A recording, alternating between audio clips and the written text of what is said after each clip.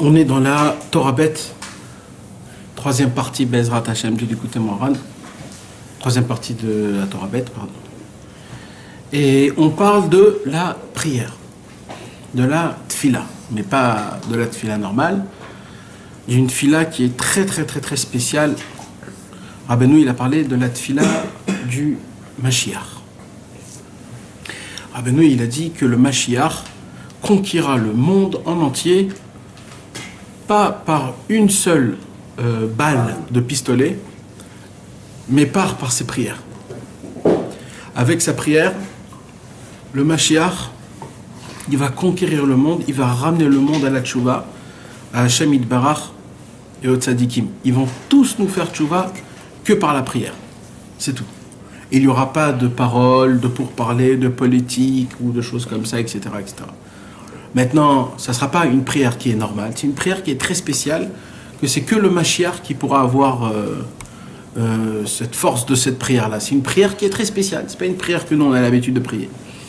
C'est une prière qu'on va voir, Bezrat Hashem aussi aujourd'hui, que ce genre de prière-là, en fait, celui qui a le mérite de prier cette prière-là, eh ben, il peut conquérir tout dans le monde.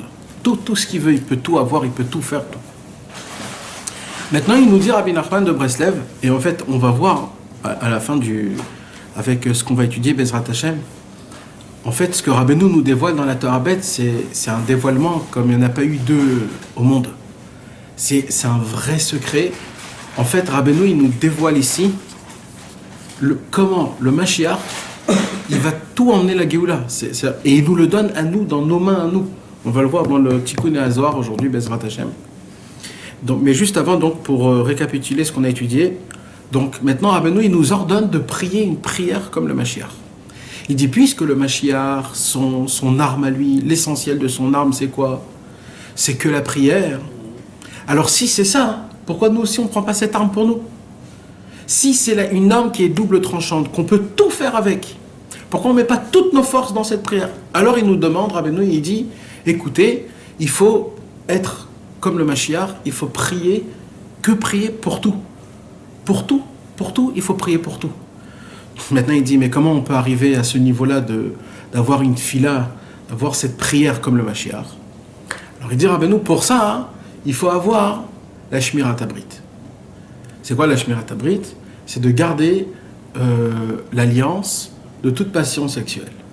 C'est-à-dire d'être un humain, d'être honorable, d'être pur, pudique, dans les pensées, dans les paroles, dans les actions, dans tout. On a dit que la Ikar de la Shmirat Habrit, c'est surtout la pensée. Parce que dans l'action, même les goïms, ils ont une certaine Shmirat Habrit. De ne pas tromper sa femme, d'être correct. On ne parle pas des gens, des imbéciles, on parle des gens normaux.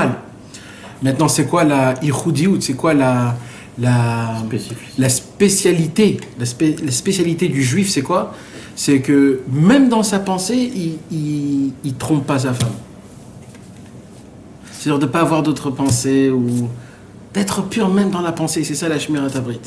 La Shmirat Habrit, plus tu as de la Shmirat Habrit, plus ta prière, elle est tranchante, transcendante. D'ailleurs, la raison pour laquelle des fois on n'arrive pas à ressentir un ta'anoug dans la prière, c'est parce qu'on manque de Shmirat Habrit. Quand on n'arrive pas à faire Idbo des doutes, c'est parce qu'on manque de Shmirat Habrit. On va le lire aussi tout à l'heure. Rabbeinu, il appelle la prière, il appelle une épée. Et pas juste une épée, il appelle ça une épée qui est double tranchante. C'est-à-dire qu'elle tranche des deux côtés. Et c'est quoi l'épée qui est double tranchante? Ce sont nos lèvres. Ce sont nos lèvres. C'est-à-dire avec tes lèvres, tu coupes tout ce qu'il faut couper et tu arrives dans l'endroit là où tu dois arriver. C'est tranchant, ça veut dire chaque parole, chaque mot, tu crées vraiment. Tu crées, c'est pas je prie, on verra, ou alors bon, moi j'ai prié, si Dieu il m'entend, il m'entend. Il n'y a pas ça. Tu pries, ça se fait, ça se fait. Et il y a des gens qui croient que les tzadikim, ils font des miracles. Ils ont des mots, ou alors des pensées, je sais pas, des trucs. Mais les tzadikim, comment ils font des miracles, les vrais tzadikim? Ils prient Hachem. Ils prient Hachem tout simplement. Et même, ça s'appelle pas un miracle, ça. Ça s'appelle pas un miracle. Il a prié, ça s'est fait. Maintenant, pourquoi ça se fait? Parce qu'il a une Shmirat Habrit. Il garde son alliance, il est pur. plus tu gardes ton alliance, plus ce que tu parles, c'est tranchant. Vous allez voir que quand un homme qui a une shmirat habrit qui est énorme, quand il te parle à toi, ses paroles à lui rentrent dans toi comme jamais rien au monde. Tu peux étudier quelque chose, tu peux parler avec un ami, ta femme elle peut te dire fais comme ça, tu ne feras rien. Il va venir cet homme-là parce qu'il a une shmirat habrit, il est pur de dedans, il est pur. Son yesod, c'est-à-dire toute sa base, tout son brit, il est pur, donc tout ce qui sort de sa bouche, ça rentre au plus profond de ton cœur. Donc automatiquement, ça fait de l'effet. Et c'est ça qui manque aujourd'hui chez nous. Tous les rabbanim, tous les tzadikim qu'il y a aujourd'hui, qu'on voit que le peuple et que ça ne fonctionne pas et que ça ne tourne pas comme il faut, etc. etc. C'est quoi qui manque? C'est pas le peuple. C'est quoi qui manque? Il manque de vrais meneurs, de vrais dirigeants qui ont une shmirat habrit comme à l'époque Moshe Rabbeinu, comme Yosef Hatzadik, que eux, quand ils disaient quelque chose, ça traçait. Il y avait même presque plus de libre arbitre. C'était comme ça et c'est tout, ça bouge plus. Donc Rabbi Nachman, il nous dit comment on peut avoir ce mérite-là, d'avoir une prière, de telle prière. Il dit Rabbeinu, on peut avoir ça grâce à quoi? Grâce à la shmirat habrit. Plus un homme il a de la shmirat habrit, plus il arrive à garder son brit, et qu'il est pur dans ses pensées, dans ses paroles, dans sa vision, dans ce qu'il entend, etc., etc., plus sa prière, elle est très forte, elle est puissante, elle pèse énormément, énormément. D'accord? Donc maintenant, il dit Rabbi Nachman, maintenant celui qui a une certaine shmirat habrit, par rapport à la shmirat habrit, alors il dit Rabbi Nachman, maintenant c'est très très, je ne vais pas dire grave, mais ça veut dire on lui donne à sa main une arme, une épée qui est double tranchante. Tu t'imagines si tu donnes un couteau qui est très très bien aiguisé à un enfant, qui peut se couper. D'accord? Donc c'est pas grave, mais c'est dangereux. D'accord? Donc maintenant imaginez-vous un homme qui a une certaine shmirat habrit. Il essaye de se garder, d'être pur, d'être comme il faut, etc. Maintenant tout ce qui va sortir de sa bouche, c'est tranchant. Ça va se faire tout de suite. Sa bouche, elle a une force qui est très très grande. Il dit, je voudrais qu'il y ait ça, d'un coup les choses se font. C'est-à-dire, il ne fait pas attention, mais ça se fait, c'est comme ça que ça se passe. Rabbeinu dit que c'est comme ça que ça fonctionne. Plus tu as de la shmirat habrit, plus tout ce que tu sors de ta bouche, ça se fait. C'est comme ça, c'est on a dit, Brit hamaor mechouvan le Brit halashon.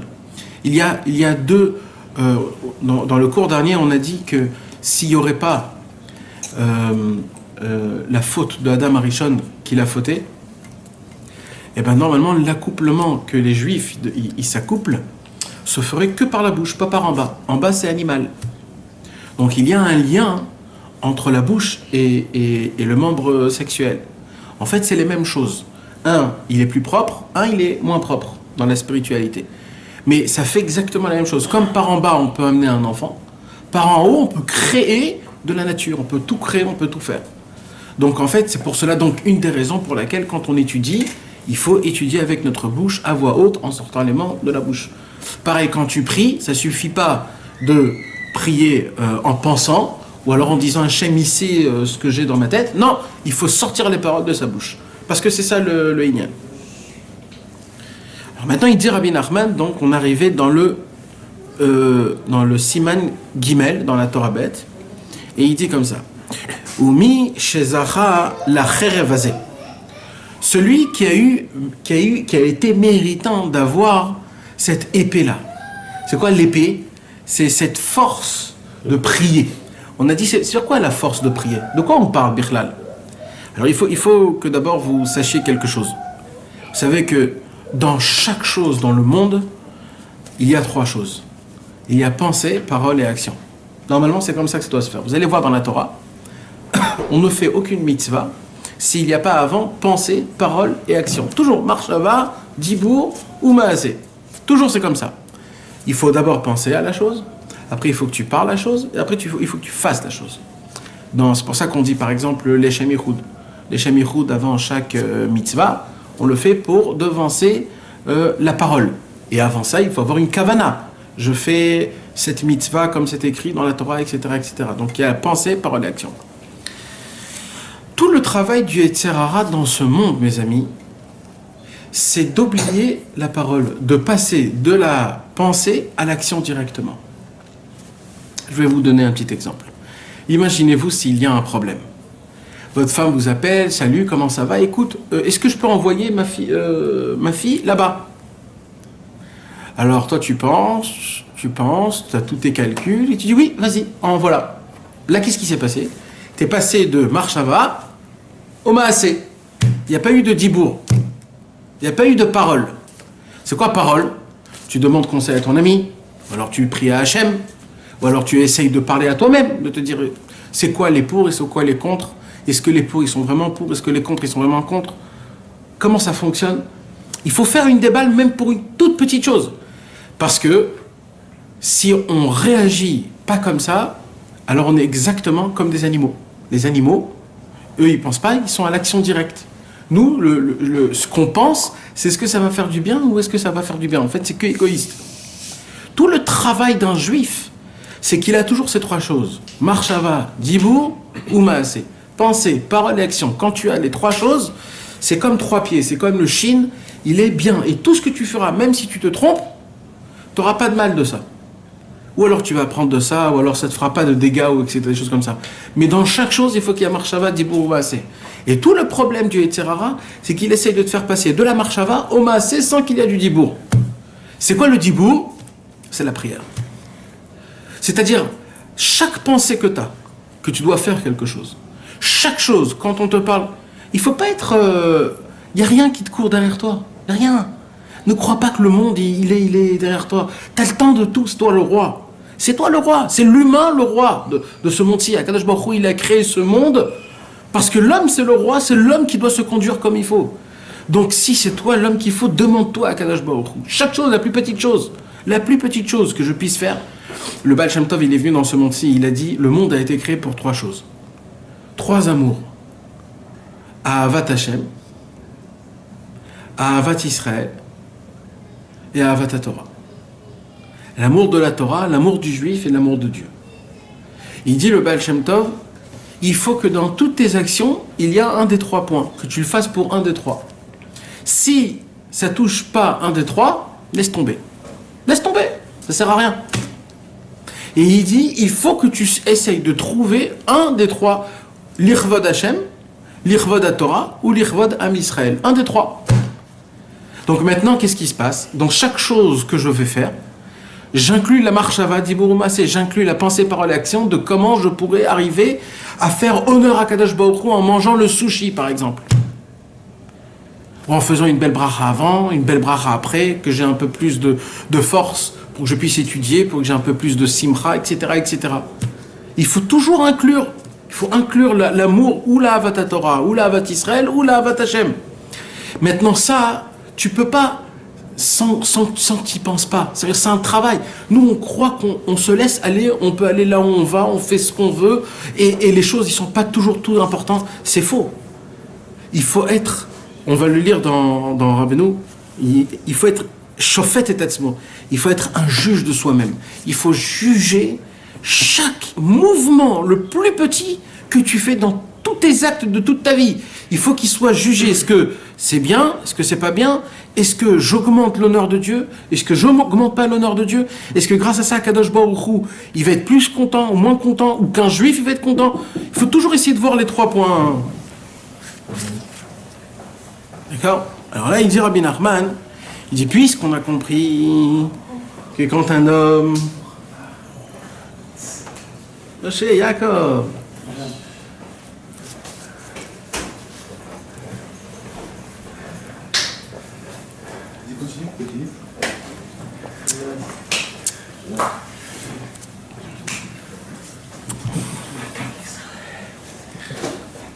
D'accord, alors celui qui a été méritant d'avoir cette épée-là. Maintenant, vous vous rappelez ce qu'on a étudié dans le cours dernier? Comment on les aurait d'avoir cette épée-là? Cette épée-là, on les aurait de l'avoir quand, par exemple, Chas v'Shalom, quelqu'un, il a eu un problème. Il a eu un problème. Et il a prié à Hachem. Et quand il a prié à Hachem, sa prière a été exaucée. Quand sa prière a été exaucée, il a une double démouna, il voit que la prière, elle marche, elle fonctionne. Alors d'un coup, sa prière, elle est beaucoup plus démouna, et la émouna, elle te donne de la shmirat abrit, on l'a dit.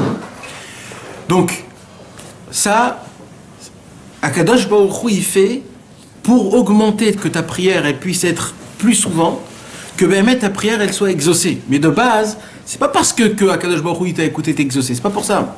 C'est parce qu'Akadosh Baruch Hu il veut que tu pries plus souvent, avec beaucoup plus de kavana, etc., etc. Alors maintenant, qu'est-ce qui se passe? Un homme qui a eu cette émouna et qui voit que vraiment tout passe par la prière. Alors maintenant, il dit, Rabbeinu, il y a un problème. C'est quoi le problème? Oumi Shezacha l'Acherev Azeh, celui qui a été méritant d'avoir cette épée, Tsarich Leda Er Lilchom Imacherev. Il faut qu'il sache comment combattre avec l'épée. C'est un peu délicat. D'un côté, c'est une mitzvah assez de Raïta de prier tout le temps. Donc de base, normalement, de prier, c'est la chose à faire. Maintenant, tu me dis, il faut faire attention à ta prière. Tu peux prier pour des bêtises. Ouais, mais je sais pas, il y a pas des combines qu'Akadosh Baruch Hu, il fait, il voit ta kavana et puis ça s'arrête là. Comment c'est possible qu'on puisse se tromper dans la prière? Ça veut dire, parce que là on parle pas juste de se tromper, point barre. Là on parle d'une épée qui est double tranchante. Là il parle que c'est très grave. Ça veut dire, c'est très grave. Il parle d'un problème que ta prière, elle est très forte dans le ciel, elle est très entendue dans le ciel. Maintenant, mes amis, j'ai oublié de vous dire entre guillemets, ne croyez pas qu'on parle des tzadikim. Surtout pas. C'est vrai que celui qui fait ce travail, c'est le Mashiach. Bémet, c'est le Mashiach qui fait ce travail. Mais Rabbeinu nous a dévoilé, dans cette Torah-là, comment arriver à cette sorte de prière-là.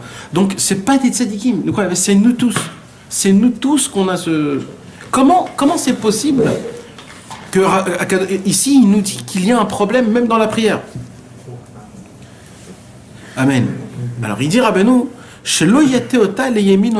il faut faire très attention qu'il n'agite pas l'épée ni à droite ni à gauche. Il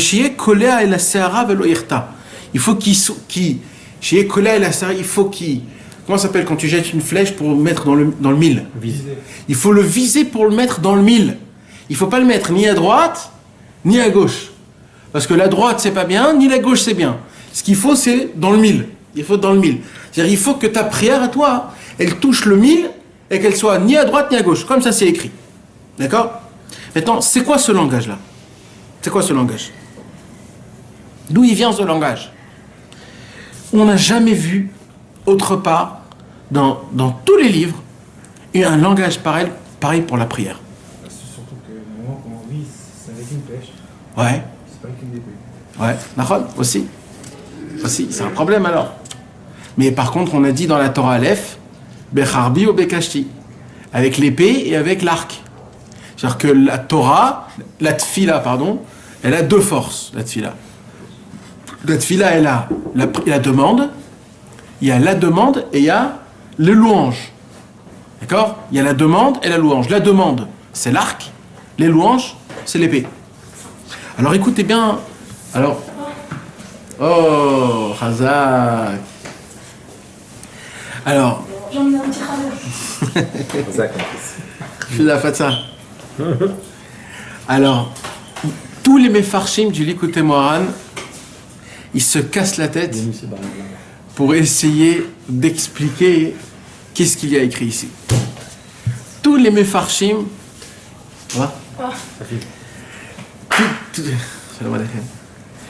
tous les méfarchim, ils essayent de se casser la tête. Ça veut dire quoi cette parole-là?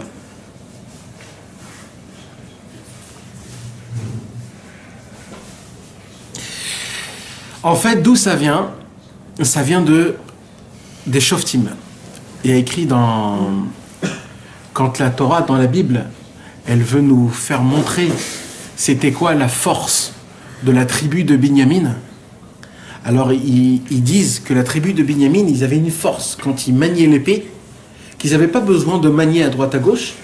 Ils allaient tout droit en guerre et dans le mille directement, sans faire à droite à gauche, parce que quand tu fais à droite à gauche, ça te prend de l'élan, ça te prend du temps.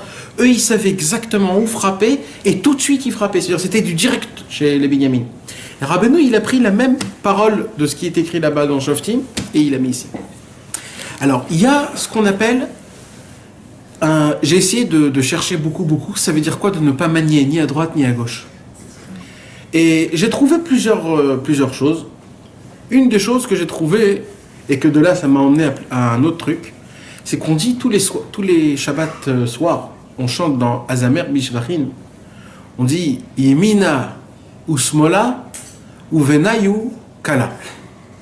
À droite, à gauche, et au milieu, la Kala, la mariée. C'est-à-dire quoi, Yemina ou Smola ou Venayu Kala? Alors, il y a une explication qui dit comme ça. Les Arabes, ils font quand le Shabbat? Vendredi. Les chrétiens, ils font quand le Shabbat? Dimanche. Et les juifs, ils font quand le Shabbat? Le samedi. Donc, Yemina ou Smola. On va dire dimanche. Voilà, Yemina ou Smola, ou Benayu, au milieu, Kala, Shabbat. Ça veut dire qu'il y a Ishmaël et Esav. Ishmaël, c'est la droite, Esav, c'est la gauche. Et Yaakov, il est au milieu. Maintenant, on dit que Ishmaël, c'est quoi? C'est l'arc. D'accord? Ishmaël, non, pardon. Ishmaël, c'est l'arc. Et Esav, c'est l'épée. Ishmaël, il a toujours peur de toi. Alors, qu'est-ce qu'il fait, Ishmaël? Il s'éloigne de toi et il tire. C'est-à-dire, lui, il t'attaque de très loin. Par contre, Esav, lui, il n'a pas peur de toi. Esav, il dit qu'il lui, il rentre avec son épée. Alors maintenant, Rabbeinu, on avait dit, le Rabbeinu, il a dit qu'il y a deux clipotes dans la tfila. Il y a deux clipotes dans la tfila. Il y a la clipa de Esav et il y a la clipa de Ishmaël. La clipa de Esav, c'est quoi? C'est l'homme qui dit, écoute, je suis fatigué de prier pour tout, laisse tomber, c'est trop compliqué, je peux pas prier sur tout, c'est pas humain. Je fais les choses et quand j'ai des problèmes, je prie Hachem, c'est tout, voilà. Je ne vais pas commencer à prier pour tout, tout le temps, etc. Ça, c'est qui? C'est Esav. Esav, il dit, qu'est-ce que t'as? Moi, je m'arrange tout seul, je fais ce que j'ai envie tout seul, ce que j'arrive pas, ben, je demanderai à quelqu'un d'autre. Et il y a la clipa de Ishmaël. C'est quoi la clipa de Ishmaël? Ishmaël, il dit, mais moi, je n'ai pas besoin de prier. Pourquoi je n'ai pas besoin de prier? Parce que Hachem, il connaît toutes mes prières. Il connaît tout ce que je veux. Alors, je vais juste lui dire, Dieu aide-moi, et il sait déjà tout ce que j'ai besoin. Ça, c'est Ishmaël. Il dit, Rabbi Nathan, ces deux clipotes-là, ils sont très très graves dans la prière. Et c'est ça qu'il dit là, ici. Un des pirouchim, c'est ça qu'il dit. C'est quoi? C'est qu'il faut faire très attention dans ta prière, y aller ni à droite, ni à gauche. C'est quoi ni à droite, ni à gauche? C'est-à-dire ni aller chez Esav, ni aller chez Ishmaël. C'est-à-dire ni de rentrer dans la pensée que j'ai pas besoin de prier pour tout, c'est pas la peine de se prendre la tête pour tout, et ni de penser que dans tous les cas Hachem, il sait exactement ce que j'ai besoin, donc lui il me donnera, il me donnera, il me donnera, il me donnera pas, il me donnera pas. Il dit Rabbi Nachman, c'est très grave, parce que toute la raison pour laquelle Dieu a créé le monde, c'est pour que le juif, son fils, il lui prie.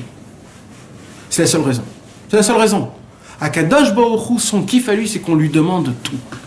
C'est son kiff. On lui demande tout, même s'il sait déjà. Mais non, je veux que tu demandes et je veux que tu détailles. Tu me donnes le détail. Quelle couleur?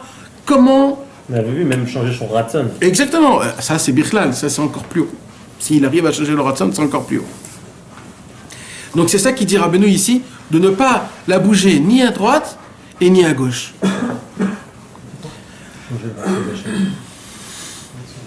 D'accord, maintenant, hein, on avance.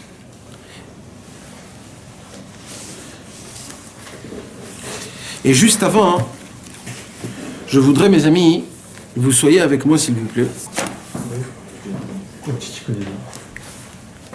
Et je voudrais, s'il vous plaît, vous lire un Tikkun Hazor. Le Tikkun 13, page 29b. Je vous l'ai déjà dit au début, il y a 2 ou 3 cours, je ne me rappelle pas. Je vous l'ai dit vite fait, mais là je voudrais vous le dire dedans les livres. C'est un Tikkun Hazor qui est très spécial. Et là-bas, Rabbi Shimon Bar Yochai, il parle de la force de la prière. Et c'est un pélé parce que là-bas, il parle vraiment de c'est quoi le symbole de l'épée, c'est quoi le symbole de l'arc, et que ces deux symboles, c'est des symboles de prière, et qu'en fait, il y a un combat. Le Tikkun Hazor, il dit une parole très forte. Il dit, c'est quoi ce qu'on demande le plus dans nos prières? L'argent. L'argent. C'est-à-dire Parnassa. D'accord? Il dit Rabbi Shimon Bar Yochai, vous voulez savoir qu'est-ce qui demande en haut les cieux le plus? Pareil, il dit Parnassa. Il demande aussi leur Parnassa. Mais c'est quoi la Parnassa des cieux? C'est la prière. Et il dit plus tu pries, plus eux ils ont de la Parnassa. Kaviachol dans leur la Parnassa des cieux, c'est nos prières à nous.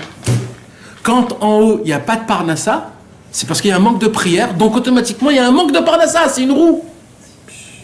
T'as compris? C'est une roue. C'est les cieux qui donnent la Parnassa, mais ils ne peuvent pas donner la Parnassa parce qu'eux-mêmes ils n'ont pas de Parnassa. Et leur Parnassa c'est quoi? C'est nos prières à nous.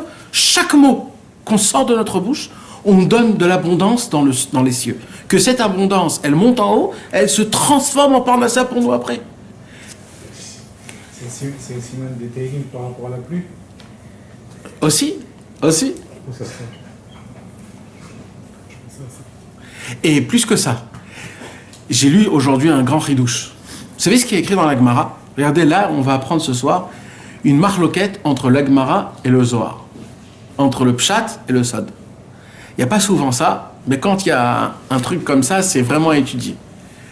La Gemara, elle dit comme ça. À l'époque, on priait que quand on avait des misères. Quand on a des misères, il y a un inyan de prier. C'est une mitzvah ta'aseh d'oraita. Quand tu n'as pas de misère, c'est pas une mitzvah ta'aseh d'oraita. C'est que quand tu as un problème, c'est une mitzvah ta'aseh d'oraita de prier Hachem. Akadosh Baruch Hu a fait le temple. Et quand Akadosh Baruch Hu a fait le temple, il y avait les 2 sacrifices de chaque matin, plus les sacrifices en plus, etc., etc. Et là, il s'est passé un truc très grave, c'est quoi? Le temple a été détruit. Le temple a été détruit et il y a eu un manque de shefa dans le monde. Il y a un manque de shefa dans le monde.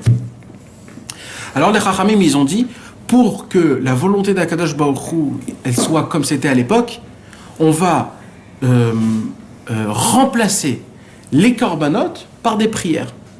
Et on va instituer prières équivalentes aux corbanotes. Shacharit, Mincha et Arvit. Donc la Gemara, elle dit que la prière est venue pour remplacer les corbanotes. D'accord? C'est-à-dire, quand le Mashiach viendra et que le Beth Amikdash va être construit, il n'y aura plus Shacharit, Mincha et Arvit.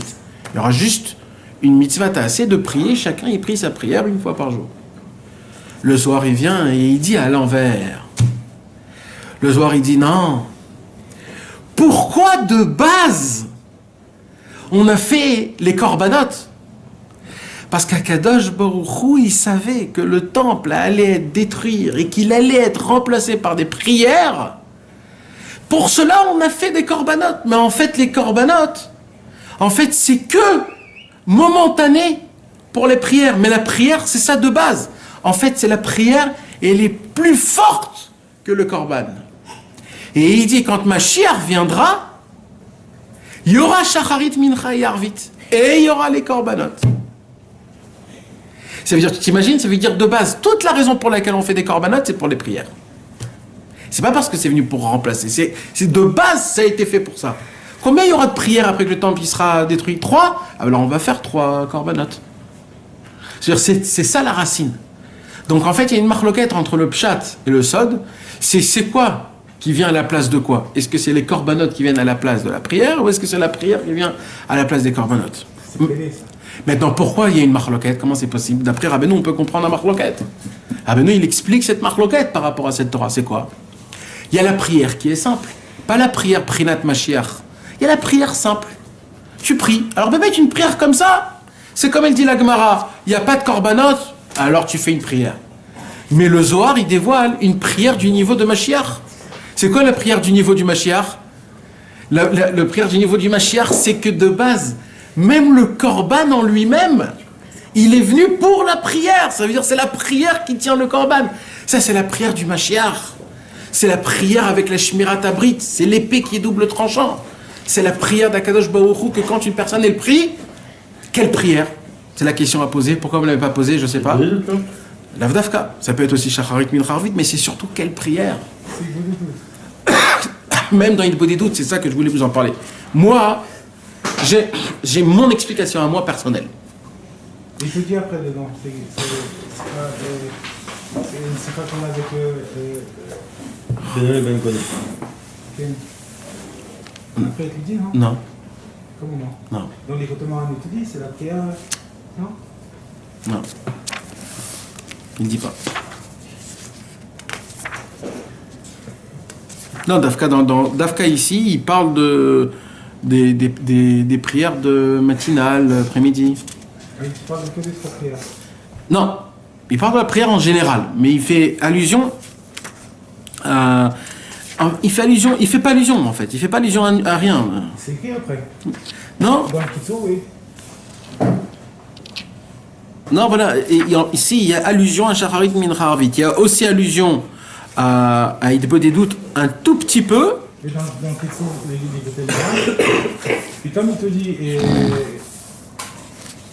Dans le qui sur les côtés moines, je sais pas. Je sais pas.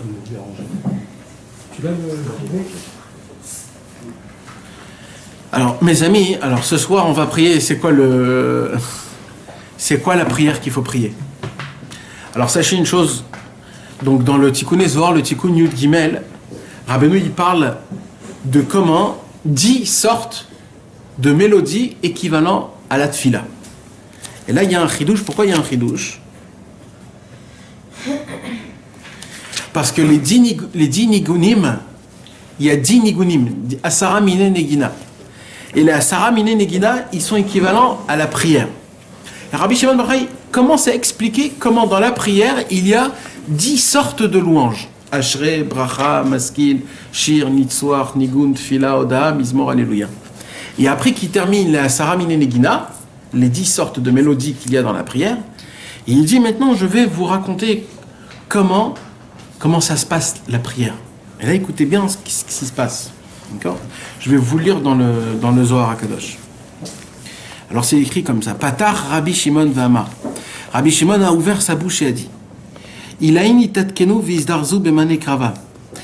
Il a dit dans le ciel il y a eu une voix qui a demandé appel à tous les tzadikim des cieux en haut. Atem tzadikim ha'elyonim va'agdolim titatkenu v'tizdarzu beklikrav. Prenez avec vous toutes les armes que vous avez en votre possession. D'accord? Écoutez bien de quoi on parle. Parce que là, on va parler d'une catégorie de tous les tzadikim. Vous imaginez de quoi on parle? C'est tous les tzadikim. À l'époque, c'est pas Stam. Il appelle tous les tzadikim que chacun il vient avec son arme à lui. Et ça veut dire quoi l'arme, mes amis? D'après ce qu'on a étudié ici, on parle de prière. En fait, chaque tzadik, il avait une force de prier à sa façon à lui, que grâce à ça, il arrivait à faire quelque chose. Les gabé chivia pour combattre l'ancien serpent.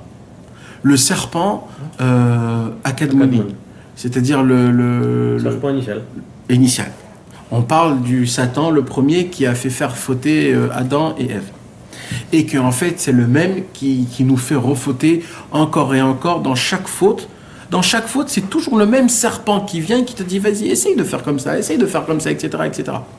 Et ça, c'est le serpent. Maintenant, ce serpent-là, qu'est-ce qu'il fait? À chaque fois qu'il nous fait faire fauter, en fait, il nous fait voiler à Kadosh Baruch. Il nous fait faire voiler à Kadosh Baruch qu'on croit que moi, j'ai la possibilité de régner dans ma vie. Et tout le travail pour un juif, c'est de comprendre que tout passe par Hachem. Donc, le travail des tzadikim, c'est de prier à Hachem pour, en fait, quand tu pries à Hachem, tu envoies des flèches au Yetzer Hara. Et chaque flèche qui transperce, ça lui enlève sa force. Donc, là, qu'est-ce qu'il dit Rabbi Shimon? Le voile. Il dit Rabbi Shimon, j'ai entendu une voix du ciel, où cette voix, elle dit, tous les tzadikim, il y a un temps à être Hatson, un moment qui est très spécial, venez tous avec vos armes, c'est-à-dire vos sortes de prières, pour jeter des flèches contre le serpent. Dehiyu mekanena beturin ravrevin, shu mekanen ba'arim agvoim va'aramim, shu echal ha'elyon des klipa des bria, que ce serpent-là, il se tient dans des très hautes montagnes. Et que de là-bas, ce serpent-là, il nous frappe. Et c'est le même serpent qui a tué Adam Arishon, qui a tué toutes les générations après lui et qui fait faire fauter tous les hommes jusqu'à aujourd'hui. Pour tuer ce serpent, il y a tous les jours une voix qui sort. Que tout le Ham Israël, pourquoi il faut que vous priez 3 prières par jour? Parce que les 3 prières par jour, c'est les flashs minimum que tu dois envoyer contre le Satan. Si tu pries pas 3 fois par jour, le Satan, il a une force, une emprise sur toi qu'il est obligé de te donner un coup énorme. Les 3, c'est le minimum pour un juif, pour lui donner des coups de flèche, pour l'arrêter de te transpercer et de te tuer. Maintenant, ça c'est le travail que chacun doit faire. Et à part ça, il y a le travail du tzaddik, que le tzaddik, lui, son travail c'est de le transpercer, le tuer complètement. Mais moi je dois juste l'immobiliser. L'immobiliser. Et comment je l'immobilise? Shacharit min charavit. Ça c'est le minimum. Et aussi mon idbodédik, bien sûr. Chaque parole que je mets, les Anshe Knesset Agdola, ils ont institué tout, depuis Odou jusqu'à Alenu les Shabeach, le nombre de mots qu'il y a. Les mots, ils ont été comptés pour que chaque mot que tu dis de ta bouche, c'est une flèche qui rentre dans son corps et qui le mobilise complètement. Complètement. Donc de là, on apprend déjà qu'est-ce que c'est de prier. Là, il y a une autre... on pense à une autre notion complètement. Toi, tu crois, tu viens, tu pries Shacharit parce que tu dois mettre tes tefilines, tu fais le Kriyat Shema, des fois tu en as marre un peu, tu fais Baruch Shamar, Alenu Shaber et tout. Mais là, en fait, on t'apprend que... c'est quoi la notion que Rabbeinu, il t'apprend? La prière du niveau du Mashiach, c'est quoi? C'est que tu pries pas parce qu'il faut prier, parce qu'on t'a dit de prier. Non, c'est parce qu'il y a le Satan le plus grand, le serpent, il est là. Son travail, il veut te déchirer. Et les Anshe Knesset Agdola, ils ont crié la prière pour que chaque mot de la prière mobilise le Satan pour cette journée-là. Ton Satan. Ouais. Ceux du monde, c'est les tzadikim. Nous, on n'a pas assez de force pour ça. Mais sont ton propre. Maintenant, la voix, elle dit comme ça. Mishe Harog et Anachash, celui qui sera méritant de tuer le serpent. Shehu Mekanen Bari Magvin, qui se situe dans les très hautes montagnes. Notnim le Edbat Ameler, c'est à lui qu'on lui donnera la fille du roi. D'accord? Ça veut dire, en fait, là, il y a comment ça s'appelle, les Jeux Olympiques d'Antiel. Mais là, c'est pas des jeux. Là, c'est du réel. Il y a tous les tzadikim, les sportifs, les plus grands au monde. Tous les sports du monde. Chacun, il était sport dans le foot, un tir à l'arc. On prend toutes les catégories de tzadikim. Les tzadikim du pshat, du remez, du draj, du sod. Tous. Chacun, ils ont son arme. Maintenant, on lui dit, écoutez, c'est très simple, il y a un serpent. Qui veut être le méritant? On donne maintenant la possibilité de tirer tous pour le tuer. Celui qui sera méritant de le tuer, il aura la fille du roi. La Shrina. La Shrina, c'est plus que la Shrina. C'est quoi le Bat Malka? La Malka, c'est la Shrina. C'est quoi la fille de la Shrina? La Bat Ameler. C'est qui? C'est le Mashiach. Ce sera le Mashiach, la fille du roi. La fille de Dieu. C'est qui la fille de Dieu? C'est le Mashiach. C'est le Mashiach qui va nous représenter pour se marier avec Hachem. Ce sera ça le grand mariage à la fin de tous les temps. Ça veut dire en fait, de quoi on parle? En fait, on parle, celui qui tuera ce serpent, ce sera lui le Mashiach. C'est de ça qu'on parle. Maintenant, entre parenthèses, vous imaginez que là, Rabbeinu, il nous demande de le faire ce travail. Je veux dire, comment le Zohar, il parle de tzadikim à niveau comme jamais il y a eu dans le monde, et là, Rabbeinu, tout simplement, il te dit, voilà, qu'est-ce que vous devez faire? Mais qu'est-ce que tu es en train de nous parler, là? Il nous parle du Shmirat Habrit, mais de quoi tu nous parles de Shmirat Habrit? Si nous, on est dans un Shmirat, on ne sait même pas ce que ça veut dire, Shmirat Habrit. Venez, on continue, on verra comment ça se passe.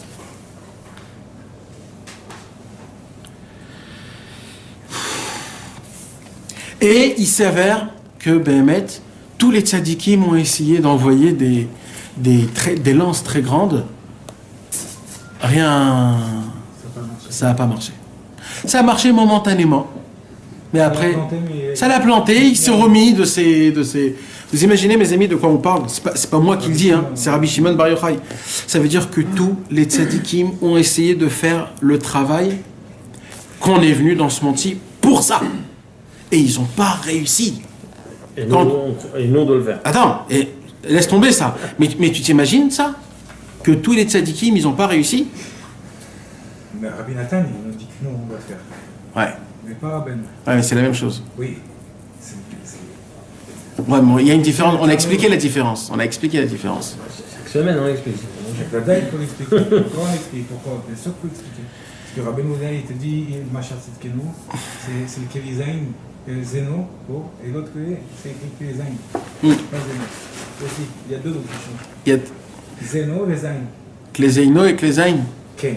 Ah. Ça, c'est dans le Pixel. Ouais. Et il dit là, Isha Israël. Ouais. Et il dit, et d'un coup, il y a un tzaddik qui était assis dans une migdale, dans une tour. Oh. Sur cette tour, on dit le pasuk, 280. Migdal Oz Shem Adonai. C'est pas celui-là. Bo Yarut Tzadik Venisgav. Ah là, j'ai des frissons. Je commence à avoir des... Je suis sûr.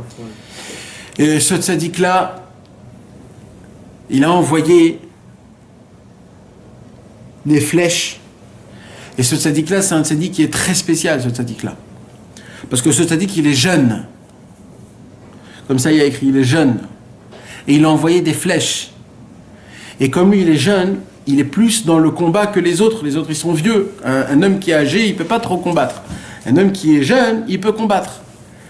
Et tous les autres tzadikim ont mis leur espoir sur ce tzadik jeune qui était assis sur la tour.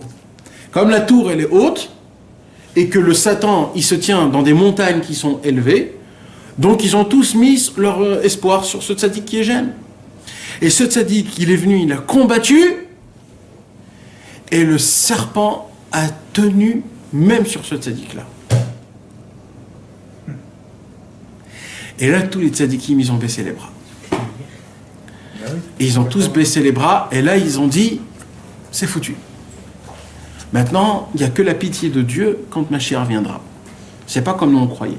Ça veut dire quoi, les tzadikim, ils ont baissé les bras? C'est quoi cette image? Ils ont pas de Ils avaient tout mis sur lui. comment on dit un pitaron? Solution. Ils ne voyaient pas la solution. Ils ne voyaient pas. C'est le contraire du tzaddik, de perdre l'espoir. Ça dépend de quel tzaddik. Quel qu'il soit. Non. Non. Sinon, c'est plus tzadikim, il n'y en a pas. Non, le travail des tzadikim, c'est quoi le travail des tzadikim? Ça dépend des niveaux. Regarde les Armios, c'est pas le même niveau que d'autres. Tu vois bien que c'est un peu Et plus. chaque tzaddik, il a sa vision. Chaque tzaddik, il perçoit la chose comme il la perçoit. Là, c'était un Et Ratson, où on avait la possibilité de couper la tête du serpent. Maintenant, chaque tzaddik, il a une certaine façon de comment combattre. Et là, ils n'ont pas réussi. Ils voient qu'il y en a un seul qui est bien placé, le top niveau placé comme il faut, et ils voient qu'il n'arrive pas. Mais de quoi on parle? Parce que là, on parle... En fait, de quoi on parle? On parle que... C'est quoi de tuer le Yetzirara? C'est d'avoir une shmirat abrit à fond la caisse. Quand tu as une shmirat abrit à fond, ta prière, elle est à fond, et là, tu le tues. Quand ils ont vu qu'ils ont baissé les bras, on parle de quoi? On parle qu'on n'a pas encore trouvé un tzaddik qui pourra emmener assez de shmirat abrit dans le Ham Israël, que ça, grâce à ça, ils vont emmener. On ne trouve pas. Et la preuve, c'est aujourd'hui la preuve. La question, peut-être, elle est dure, la question. Mais la preuve, c'est que ça fait 2000 ans qu'on est sans le deuxième Beth Amikdash, ça fait 2000 ans pas qu'on plonge, qu'on se noie dans le Gam Abrit. Donc, étonnant ou pas étonnant, la Metsiout, c'est ça. D'accord? On est dans de la Metsiout où il y a un vrai problème. Comment faire? On peut dire que même Rabbi Nachman qui est... Attends, j'ai pas terminé. Il est venu après Rabbi Shimon. Attends, non mais attends, je suis au milieu là. Je suis au milieu, il faut terminer. Là c'est la moitié de l'histoire, d'accord?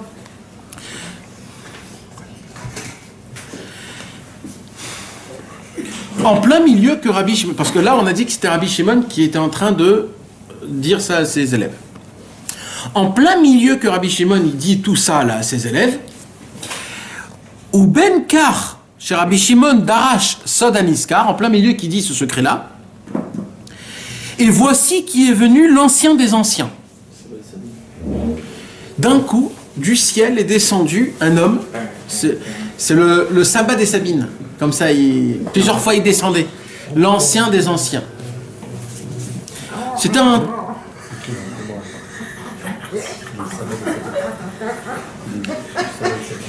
Et il est descendu avec plusieurs bergers. Imkama edretson shem neshamot minatifret. Il est descendu avec plusieurs âmes de bergers. On va dire c'est Abraham, Yitzhak, Yaakov, Moshe, Aaron, Yosef et David. Vimkama edre shvarim shem neshamot minagvura, vimkama edrese shem neshamot minachesed. Ah, il est descendu avec plusieurs tzadikim, pas que avec Abraham, Yitzhak, Yaakov. Il est descendu avec des tzadikim de la bonté, avec des tzadikim de la rigueur, avec des tzadikim de la tiferet, etc., etc. Ou Maté Béado, il est descendu avec un bâton dans sa main. Magbé, et qu'est-ce qu'il fait l'ancien des anciens? Il lève ses yeux et il regarde la tour, là où le tzadik jeune se plaçait. Il le regarde comme ça avec ses yeux.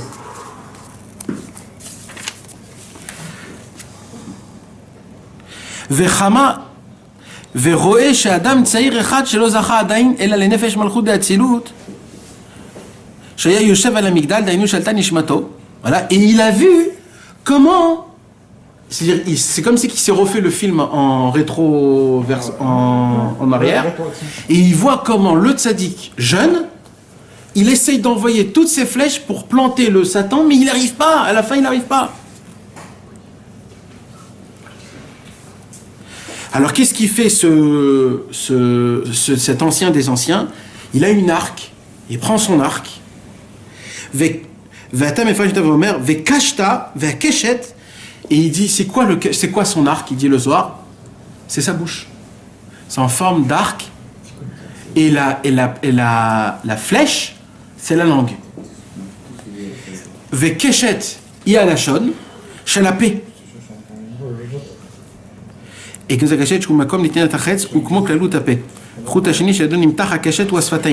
il dit, ça veut dire c'est comme si, voilà, les lèvres c'est comme si que tu prends le fil, ouais.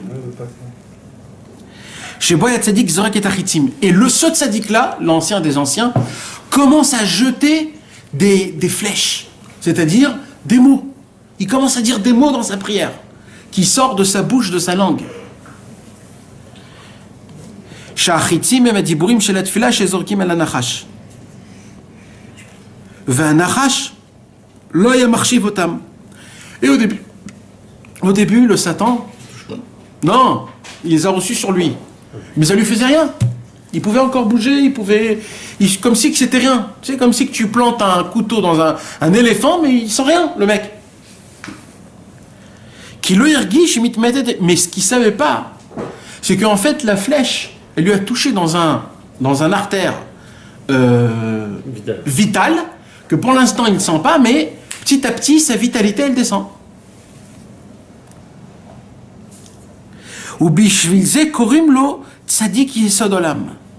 C'est pour ça qu'on l'appelle le tzadik yesod olam. Pourquoi?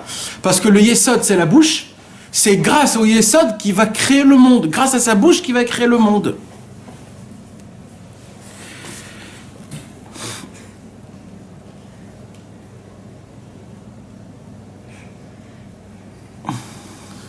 Et il lui a envoyé une flèche qui lui a touché le foie. Et au moment où il lui a touché le foie, il a tué complètement. Car c'est dans le foie que tout le mal, il est le Yetzer Hara. Vous savez qu'on dit que le Yetzer Hara, il est surtout dans le foie. Pourquoi? Parce que dans le foie, il y a le maximum de sang. Tous les mauvais sens. C'est le foie qui garde en lui tout le mauvais sang. Donc on dit c'est qui? C'est quoi le mauvais sens? Le sang, le mauvais sang. Ça veut dire tout ce que tu manges de pas bon. D'accord? Tout ce que tu manges de pas bon, qu'est-ce qu'il fait? Ça rentre dans le corps. Le sang, il est rempli de pas bon. Et le foie, il filtre le sang. Il prend toutes les mauvaises choses qu'il y a dans le sang, il le garde. Et le bon sang, il rentre dans tout le cœur. Maintenant, le foie, son travail à lui, c'est de travailler le mauvais sang pour l'enlever après dans les toilettes. Donc en fait, dans le foie, c'est lui qui accumule tout le mauvais. Donc c'est le Yetzer Hara en fait. Et alors qu'est-ce qu'il a fait ce tzaddik? Il a envoyé une flèche qui lui a transpercé le foie, et dès qu'il lui a transpercé le foie, il a tué complètement le Satan. Et dès qu'il a tué le Satan,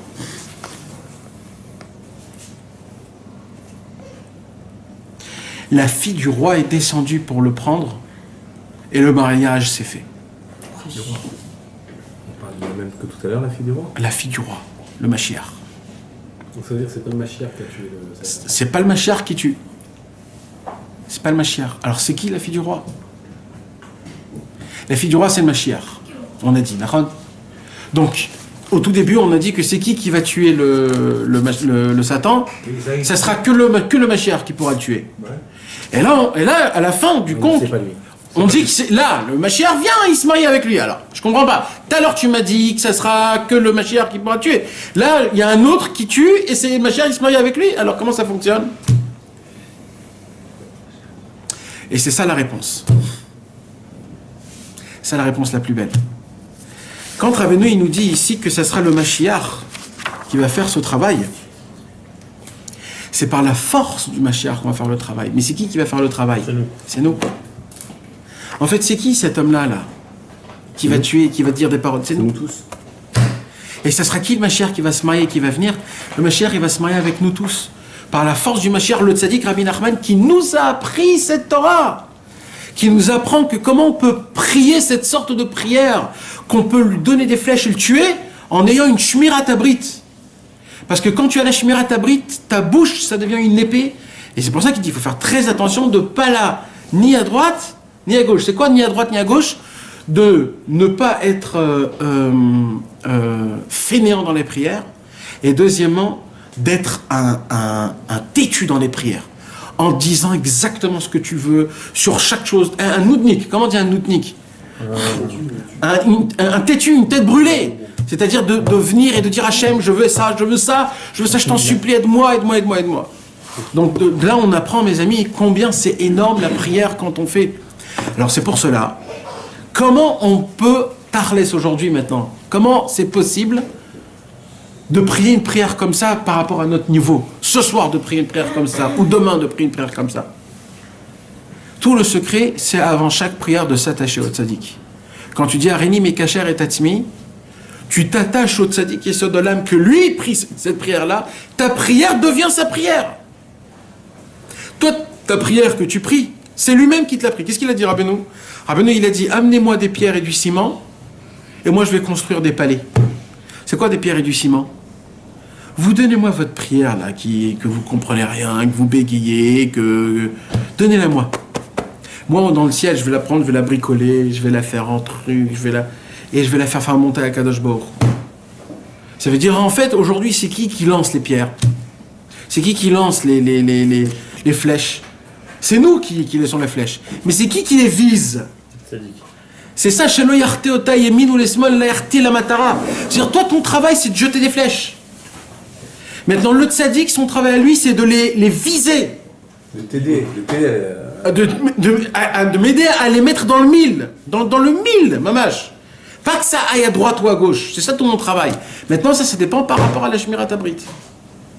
Maintenant, cette Shmirat Abrit, elle est très spéciale. La Shmirat Abrit aussi, c'est qu'on s'attache au tzaddik, que lui, il a la Shmirat Abrit la plus grande, la plus parfaite. Vezei Efshar, comment on peut être méritant de ça?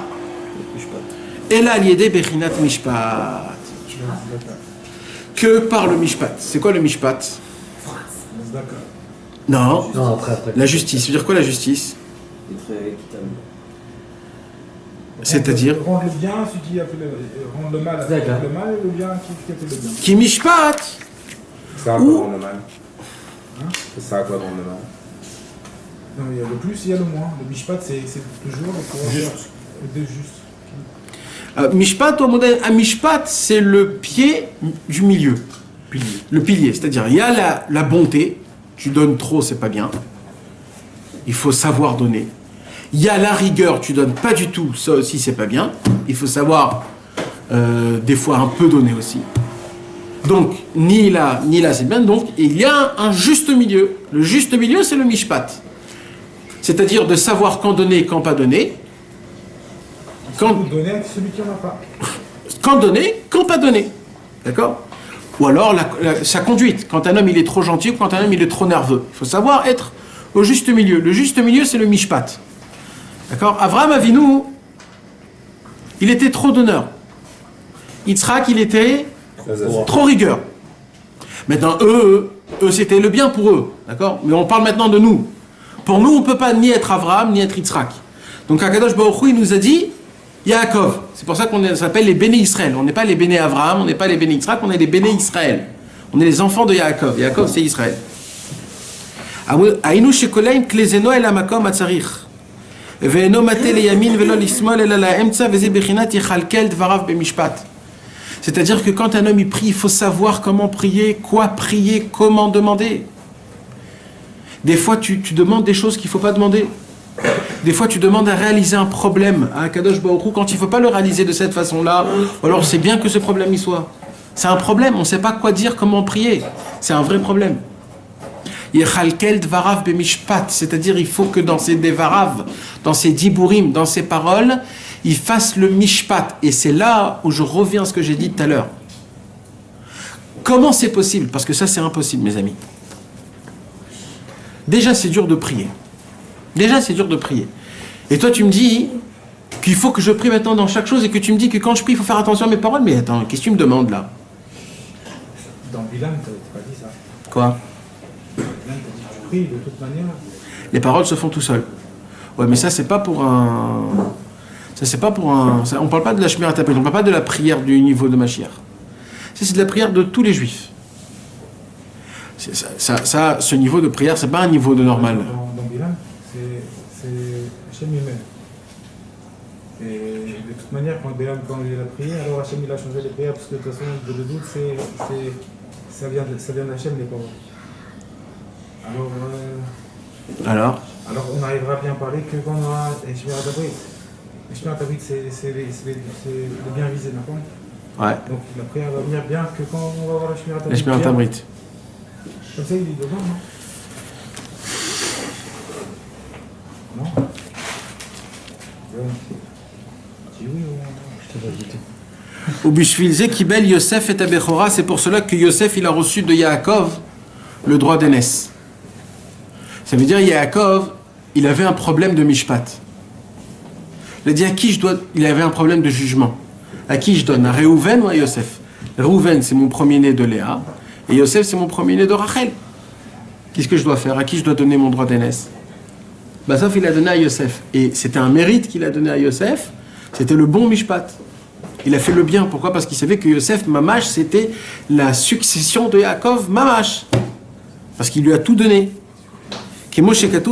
Vani natati lecha ani daika, c'est-à-dire Yaakov, shu bechinat mishpat, c'est le mishpat. Veze ki chok li Israël ou bechinat brit.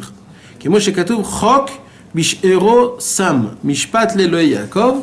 היינו שצריך שיוסף לקבל זאת החרב מבחינת משפט כדי שיחלקל דבריו במשפט וזה משפטיך על המלך תן שמשיח יקבל מבחינת משפט. Ça veut dire que tout le travail Yosef il a reçu de Yaakov, que Yaakov lui-même il avait ce travail-là. Yaakov il a fait ce travail. Abraham il a fait le travail de la prière. Yitzhak, il avait fait ce travail-là, mais Abraham, il a donné Esav. Ishmaël. Yitzhak, il a donné Esav. C'était les deux sortes de prières qu'il ne fallait pas. Alors, c'est qui a eu le mérite d'avoir la perfection? Yaakov, le Mishpat. C'est pour ça, le droit d'aînesse ne pouvait pas passer par ni Abraham ni Yitzhak. Il était obligé de passer par Yaakov. Donc, on a attendu qu'il y a la droite qui sorte, la gauche qui sorte. Dès que le Mishpat, le milieu, il est descendu, Yaakov, parce que Yaakov c'est le Mishpat, c'est le Tiferet. Tout de suite, Yaakov il a donné l'épée à Yosef Hatzadik. C'est pour cela que Yosef Hatzadik, c'est lui qui avait l'épée. C'est pour ça qu'on lui a donné Shrem, et à Shrem, les Shimon et Lévi, ils ont tous tué à l'épée ceux qui ont violé Dina. C'est étonnant, Yosef Hatzadik il est symbole du Brit aussi. Nahon. Il fait partie des tzadikim qui n'ont pas réussi à tuer le Satan. C'est très bizarre. Il y a souvent dans la Torah, les commenceurs de symboles ne peuvent pas terminer. Parce que c'est eux qui amènent Par exemple, Moshe Rabbeinu, comment il n'a pas tout terminé d'un coup? Comment il n'est pas entré en Israël, il n'a pas emmené le Beth Amikdash, il n'a pas tout terminé? C'est David Amot. Ceux qui ouvrent la porte, c'est pas eux qui referment la porte. David Amot. C'est eux qui ouvrent. Leur travail, eux, c'est d'ouvrir la porte. Non, mais ils ont pas en réalité, ils ont fait le travail, ils ont fait une partie du travail, et nous, on est là pour terminer. C'est comme le Machal qui dit... Non, mais on parle entre tzadikim, pas entre nous. Là, je parle pas entre nous, là, on parle entre tzadikim. Les tzadikim, ils ont fondé, si tu veux, tous les mondes, ils ont fondé les tfilotes, ils ont fondé tous les trucs, et nous, on va utiliser ces armes-là. Ouais, mais encore une fois, là, on parle entre tzadikim, pas avec nous. Parce que c'est que des David ils font que des David Amot. Rabbeinu, c'est Fermidot, Rabbeinu, il dit, il y a des tzadikim que leur travail à eux, c'est un peu délicat à dire, mais c'est un c'est Akamat Abrit Lizivug et un c'est Molir et Tatipa la Zé. Exact. Ah, chacun il a son job. Chacun il a son travail. Un c'est d'ouvrir la porte, un c'est d'emmener les gens et un c'est de fermer la porte. Il fait la semence, C'est leur travail. Un il laboure et l'autre il plante. Exact. Il y a des Rabbeinu dit, il y a des tzadikim qui plantent, il y a des tzadikim qui labourent et il y a des tzadikim qui récoltent. C'est leur travail, c'est comme ça dans le ciel. Donc il y a des tzadikim, c'est pas leur travail, et eux, ils ont créé. Yosef, c'est lui qui a créé le symbole de la Shmirat Ça Habrit. n'existait pas avant. Ça n'existait pas avant. Ah oui. Donc pas bien, il n'a Et pas. c'est lui le premier qui a tenu l'épée. C'est lui qui a eu l'épée. Il a reçu de Yaakov, et Yaakov, il se l'est créé grâce à Avraham Yitzhak, pas trop Esav, pas trop Ishmael, Yaakov, c'était la perfection.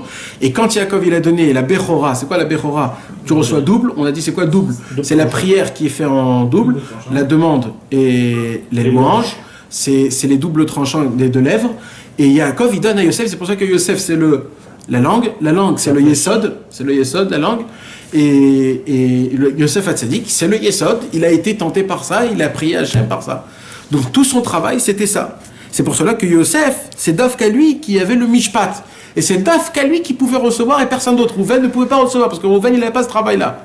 Rouven, il n'avait pas ce travail-là. Parce qu'il n'a pas les chemins en brite. Il n'avait pas le lien de la Shmirat Habrit. Donc, Il a détérioré le. non, du niveau, d'un certain niveau. Mais Vadaï qu'il avait. Il avait. Mais par rapport à Yosef, exactement. Le symbole de la Shmirat Habrit, c'était.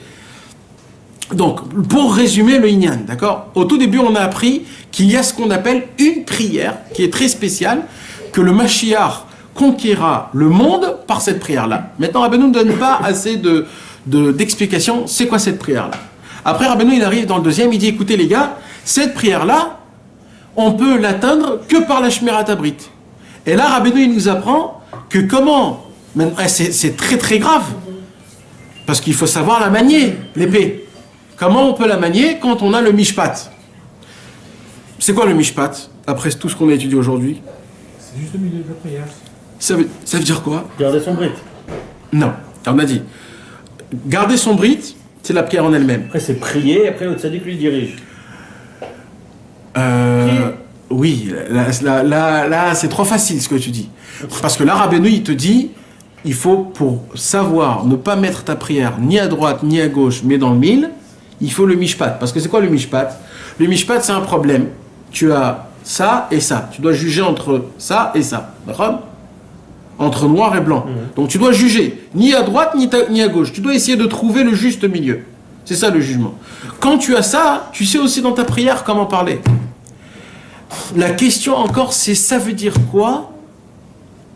De pas, non, de savoir c'est quoi, de pas manier l'épée ni à droite ni à gauche, mais de planter au mille dans ta prière. C'est quoi le juste milieu dans la prière? Et ça, mes amis, c'est une question que tous les méfarchim qui l'écoutent Moran, ils n'arrivent pas à répondre à ça. Ils n'arrivent pas à répondre à ça. Chacun, il dit ce qu'il dit. Et chacun selon ce qu'il est, où il est. Par rapport Parce que son juste milieu, il avance, son juste milieu, Nathan. Son juste milieu, toujours il avance. regarde, le concret, dans le concret, Il avance toujours. Aujourd'hui, je suis là, et j'ai ça. Et selon le niveau de la personne, il va monter son juste milieu. Et après? Jusqu'à que le juste milieu, ça soit le top des tops. Non, mais dans ta prière, comment tu le fais dans ta prière? Comment tu fais dans la prière? Le mishpat, il faut le faire dans la prière. Comment tu fais le mishpat dans la prière? Tu pries pas pour toi. Tu pries pour l'autre. Quand tu fais le mishpat, tu fais un jugement pour que les deux soient satisfaits. Et ça veut dire que c'est pas le juge qui juge pour lui, il juge pour les deux. Non mais dans le concret de ta prière, hein, ta femme elle t'appelle, elle te dit chérie, je voudrais faire rentrer notre fils dans le roug untel. Qu'est-ce que t'en penses? D'accord? Alors maintenant tu as le mishpat dans ta tête. Tu dois savoir est-ce que je l'envoie ou est-ce que je l'envoie pas. Alors, il y a une façon de prier Hachem. Attendez, viens, hein? C'est la question Sur 1 milliard, ça existe tous les jours. Bah, c'est- Mais non, mais on est en train de parler de ça, là. La Moshe, finale de la finale. c'est obligé que ça soit concret. Viens, on le fait concrètement. Alors, il y a par exemple prier comme ça. Hachem, fais s'il te plaît que j'ai assez d'argent pour l'emmener là-bas, qu'il puisse avoir des copains là-bas, qu'il s'y plaît là-bas. D'accord? C'est une sorte de prière. Il y a une autre prière que tu peux prier, c'est mon maître du monde, est-ce que c'est bien que je l'emmène là-bas? Est-ce qu'il va pas se casser de la bras? Ça veut dire, il prie pas. La différence entre tefila ou bakasha. C'est ça que tu veux dire. Là, tu fais un action de demande, et un autre, tu fais quelque chose où tu décides. Ouais, là, on t'a pris la décision. C'est ça le mishpat. C'est est-ce que je me mets dans. C'est ça le inyan. C'est est-ce que je mets vraiment tout dans les mains de Dieu, ou alors je décide et je dis Hachem fait qu'il y a. C'est ça le inyan. Donc le mishpat, c'est ni à droite ni à gauche. C'est-à-dire, en fait, ça doit être ni ça ni ça. En fait, c'est quoi le Sheloyate Otal et Emin Velesmol? Ça, c'est mon explication. Hein. Que je fasse la volonté? Non. C'est mon explication, donc vous prenez ça comme vous voulez. C'est de raconter à Hachem le Inyan. Ça va, Kadosh Baruch Hu? Ça va très bien. Ma femme m'a appelé, elle m'a dit que mon fils, il doit aller dans le Choug. Voilà, je t'ai raconté. C'est la vérité, la vérité. Shalom, salut. Ouais, ah bah, là, tu t'engages pas. Quoi. Mais non, c'est ça le mishpat. Je ne rentre pas. Chez Loyaté, tu dois pas trancher ni à droite ni à gauche. C'est à quoi de pas trancher? C'est un du... Pierre Cavot, il dit quand deux couples. Pourquoi c'est pas possible? Parce qu'il faut bien décider. Tu laisses Dieu comme les choses fera. Si je mets un steak, Quand il sort, je dis on mange ou on mange pas. Achète, qu'est-ce que je fais? Je mange ou je mange pas? Non, là on parle pas, ça s'appelle pas un jugement. Là non, t'as mieux, c'est que tu t'assois pour manger. un jugement. Non mais tu t'assois pour manger. Là quand je te parle, quand il y a des choses qui sont pas de tous les jours, tu comprends? Tu dois acheter une maison. T'as 2 maisons. T'es dans cette rue, dans cette rue. Maintenant, tu sais que là, il y a ces plus et ces moins. Ici, il y a les plus et les moins, etc., etc. Tu prends tout et tu racontes tout à Hachem. Voilà, Hachem. J'ai ça, j'ai ça, j'ai ça. Dans cette maison, j'ai ça, j'ai ça, j'ai ça. Dans cette maison, il y a ça, et ça, et ça, et ça, et ça. En fait, c'est encore plus que ça. En fait, Je te laisse dans tes mains. En fait, tu fais l'avocat, tu présentes tout le cas et tu laisses décider. Parce que moi, j'ai posé une question. Comment je suis arrivé à ça? J'ai posé une question. Juger, c'est trancher, Naron. Comment il dit ni à droite, ni à gauche? Jamais quand tu tranches, c'est ni à droite ni à gauche, c'est toujours au milieu. Alors comment il dit juger ni à droite ni à gauche? De base, le mot trancher, c'est jamais ni à droite ni à gauche, c'est toujours au milieu. Alors pourquoi il dit chez le yaté? Le vadaï. Mais yaté, c'est dévié. Il faut trancher un cas en français. Yaté, c'est dévié en Je sais pas français. quel est le mot en hybride. C'est quoi le Ah, mot en hybride? Mishpat. Non, mais Yaté, c'est dévié. Comment il dit? Yaté, c'est Dévié. Yaté. dévié, ouais. Visé au milieu. Visé, non, c'est pas visé. Non, c'est dévié. Yaté, c'est dévié. Coléa, c'est quand tu... Non, Les Raven. Non, Les Raven, c'est visé, les Raven. non, mais là on parle yaté. Yaté, c'est dévié. Si tu veux. Ciblé. Comme ah. Ciblé. Yaté, c'est dévié. Est-ce que je vais dévier à droite ou à gauche? Donc c'est pour cela que je me suis dit que ben c'est parce que tout le problème qui t'est arrivé, tu sais c'est quoi?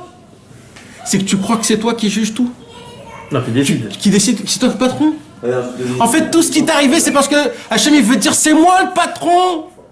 Alors je fais le tikkun. Je sais pas qu'est-ce que je dois trancher. Hachem, c'est toi le patron. Voilà le problème. X, Y, c'est toi qui juges. Regarde, attends. Il n'avancera jamais le problème. Il avancera. L'appartement, jamais il sera acheté là. Si. Qui va signer? C'est pas Non. acheté. Signer. Maintenant, qu'est-ce qui se passe? Alors, viens, on continue l'histoire. Qu'est-ce qui se passe? Juste 2 minutes. Vas-y. C'est une histoire qui peut mettre en Oui, c'est Alexandre. pratique ce que tu dis. C'est quand il y avait Rabbi Israël Gardner qui était dans la forêt et qu'il n'avait pas de manteau pour se réchauffer là en hiver, il avait très froid. Alors qu'est-ce qu'il a dit à Hachem? Il lui a dit Ribono Shel Olam, ou tu me donnes le manteau pour nous réchauffer, ou tu me donnes le da'at pour pouvoir supporter ça. Ça veut dire en réalité, il demande quelque chose de matériel, mais si cette chose-là ne m'est pas due, alors fais en sorte que je puisse me contenir avec ça. C'est-à-dire dans les deux cas, il va faire une demande et il va faire aussi comment dire, il va exiger. Donc d'un côté il va exiger, d'un autre côté il va demander. Il va pas être ni trop exigeant ni trop demandeur, quoi. Il est entre les deux. Oui, en fait, il expose le problème et il veut une solution. Dans tous les cas, il va exiger. Il veut une solution, mais il ne dit pas c'est quoi. La préférée. C'est où? Regarde, je t'explique ce qui va se passer. Quand un homme, il est sincère comme ça, Béhémet, hein, et sa prière, c'est pas décider pour Hachem.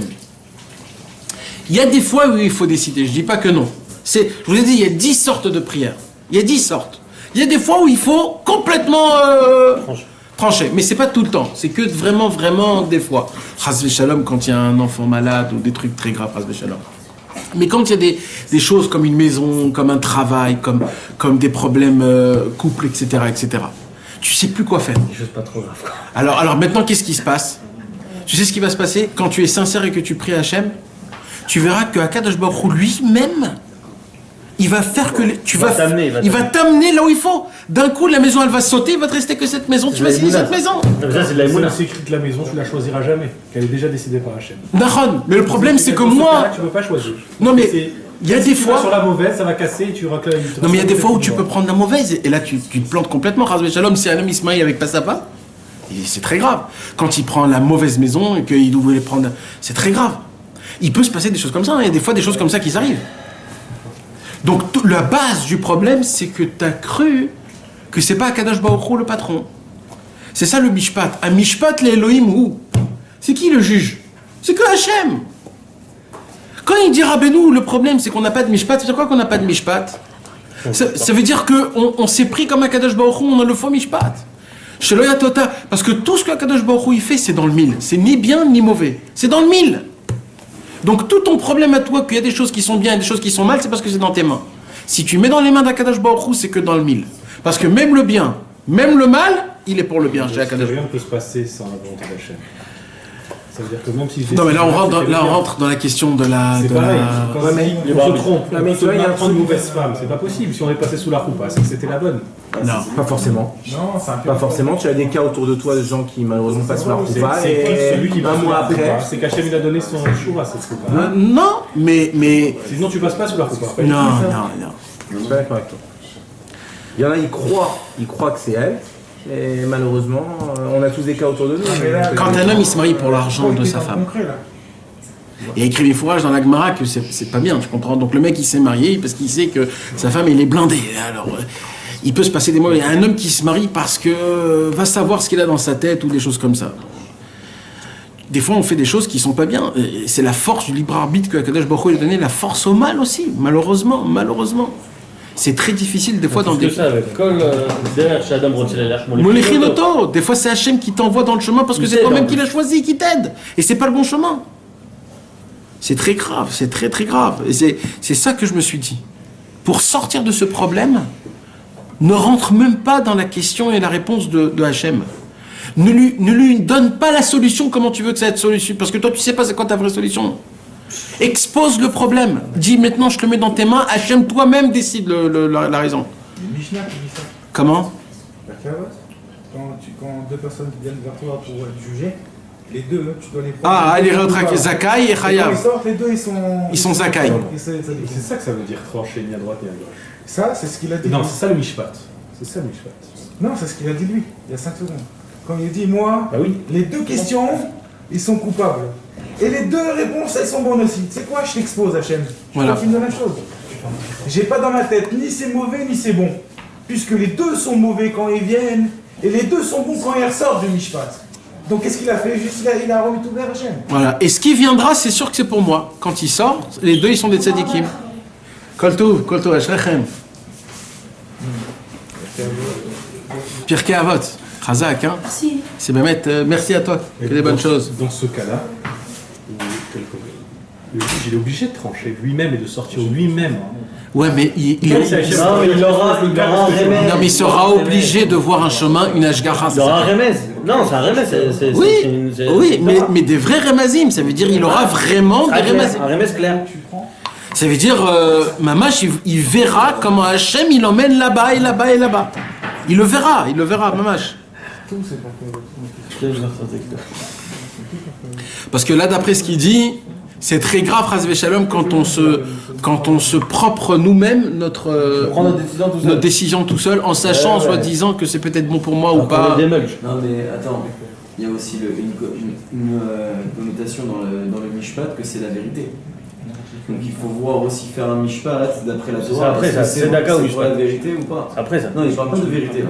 Il parle que de Tzedaka ou alors de mishpat. Il parle pas de la vérité. C'est ça, Tzedaka ou mishpat, c'est la vérité. Ouais. Tzedaka, c'est ça. Mais ce que je veux dire, c'est que quand quelqu'un il va juger son cas par rapport à la Torah, automatiquement il va pouvoir avoir un jugement équitable déjà. Mais donne-moi un exemple concret. Bah, c'est simple, si j'ai le choix entre Non, dans la prière. qui est pas terrible, on va dire, d'après la Torah, ou quelque chose qui est plus d'après la Torah, si je vais pouvoir juger vis-à-vis de la Torah. Ah, mais ça, c'est le cas simple, ça. C'est simple, ça. Oui, mais c'est... Non, mais quand tu fais bien un choix de maison. Un choix, tu sais pas choisir entre deux maisons. Entre deux boulots, tu sais pas quoi choisir. Ça, c'est autre chose. Parce c'est que ça que tu pries. c'est ça que j'ai pas arrivé à faire rentrer cette notion dans le concret du jour en jour.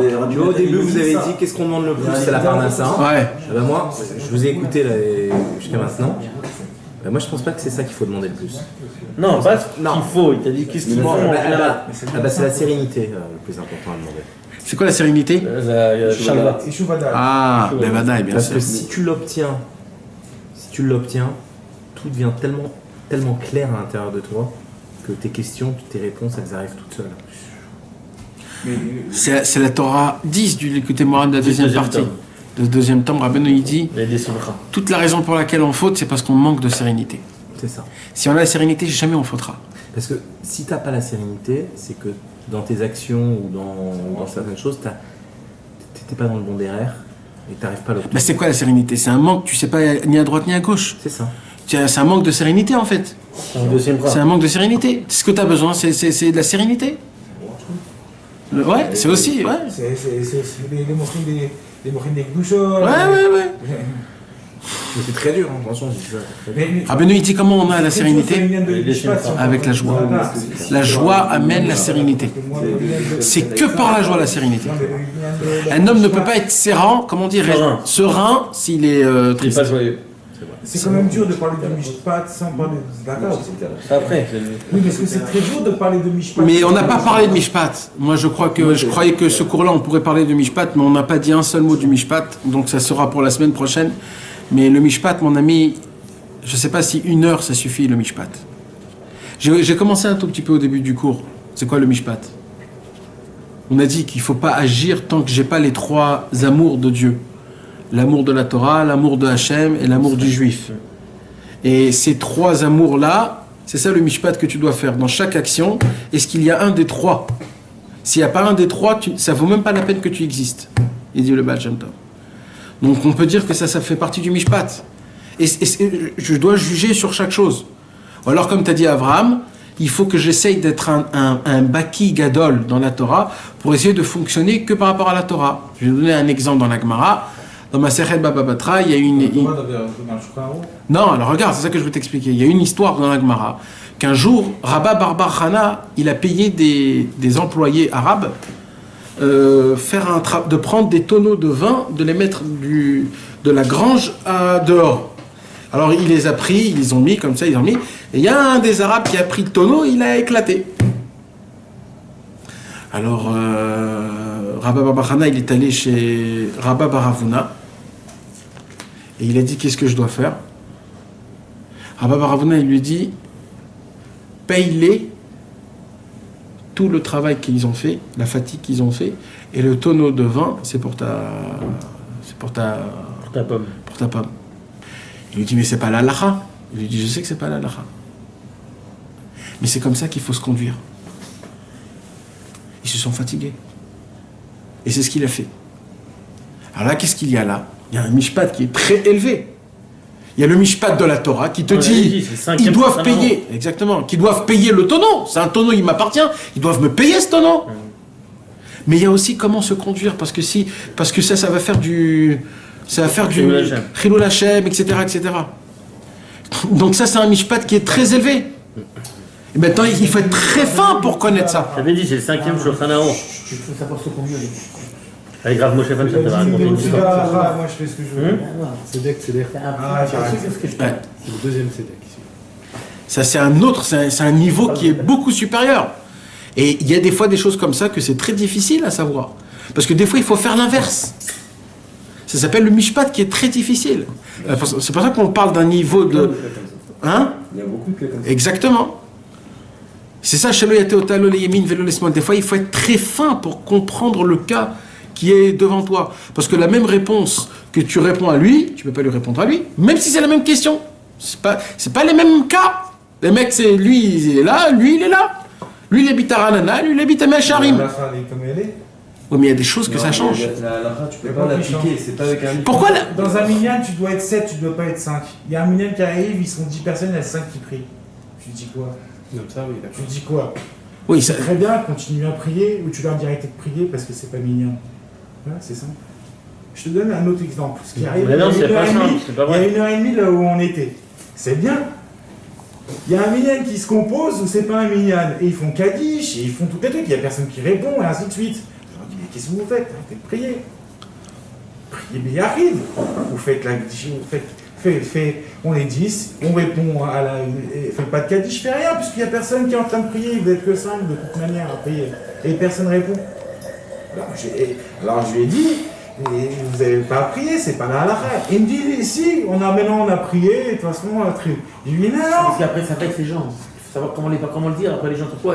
J'ai fait une faute, quoi. J'ai prié, j'ai fait. Moi j'ai rien dit, j'ai dit, qu'est-ce que vous faites? Un Kaddish, je vous d'Allah. Après, c'est tout ça qu'il faut savoir. Non, t'as dit, ça avec Rabbeinu, on est au-dessus de tout. Je t'ai dit non, t'es pas avec Rabbeinu, t'es pas au-dessus de tout.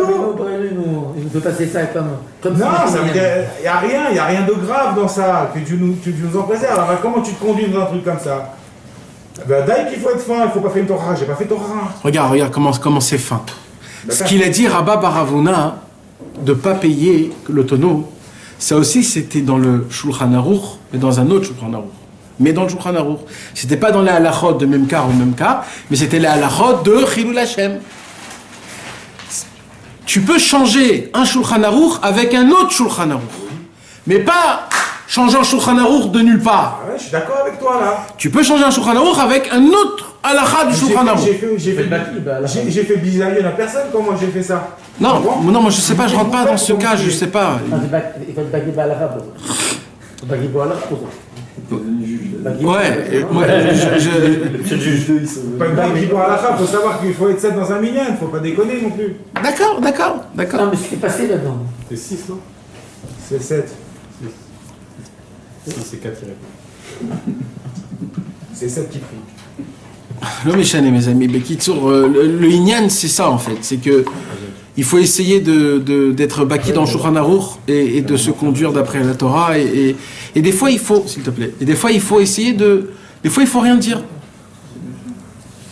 On parle pas de ça. Ouais. On parle de dire c'est pas grave, rien, et la personne qui cautionne cet acte-là, comment tu veux qu'il soit dans le mishpat et il va être au milieu? Il va toujours être à droite, c'est-à-dire pas dans la halakha. Donc il y a un moment donné où ce mishpat-là aussi, là où il y a la personne, qu'elle comprenne qu'il faut viser elle aussi au milieu, et c'est quoi? C'est aussi elle-même la halakha. Donc il y a aussi la personne, il ne faut pas qu'elle dise moi je suis au-dessus de la halakha, il faut être besimcha, et je fais ce que j'ai à faire. Tu commences à dire, un davar kaïlé. Il y a le inyan du chizouk, il y a aussi le inyan du chizouk, il y a aussi le inyan qu'à un moment donné, il ne faut pas dire que la halakha c'est celle de Rabbeinu, tu comprends ce que je veux dire? La halakha c'est la halakha. Rabbeinu il a dit il ne faut pas changer un seif du Shulchan Aruch. Merci. Mais on peut changer un seif du Shulchan Aruch avec un autre Shulchan Aruch. Je suis d'accord moi. Voilà. C'est pour ça que je dis qu'il faut être baki dans le Shulchan Aruch pour essayer d'enlever un Shulchan Aruch avec un autre Shulchan Aruch. Mais Rabbeinu, il nous a appris... Je te redonne un autre exemple. Shabbat, on n'a pas le droit de taper sur la table.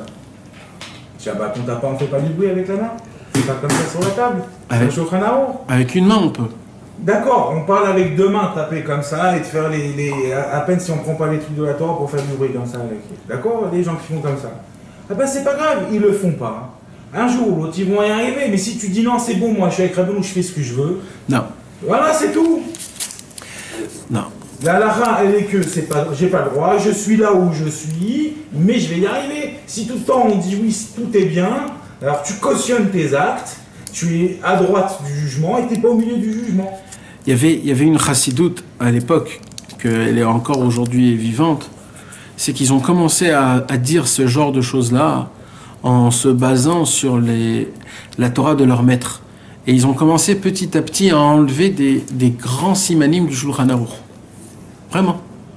Pourquoi? Parce qu'ils sont rentrés dans des torotes très élevées, comme par exemple, ils ont étudié le Inyan de Seuda Shlishit, que Seuda Shlishit, c'est le Rahava des Ravines, c'est le